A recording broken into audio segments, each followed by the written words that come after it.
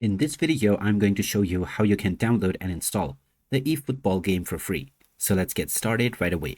First of all, open up the Steam application on your device, and once you are taken into the store page, just click on the search box and then type in eFootball to begin your search. Once you find the game, just click on it, and this will take you into the game page. Here you can check out various reviews as well.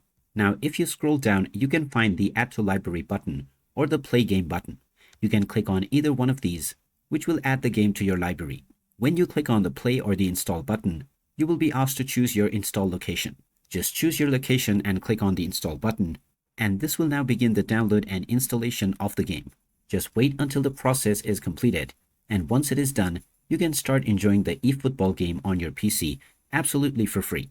So, if you find this video helpful, make sure to hit that like button and subscribe for more helpful tips and tutorials. Thanks for watching, and I will see you again in the next one.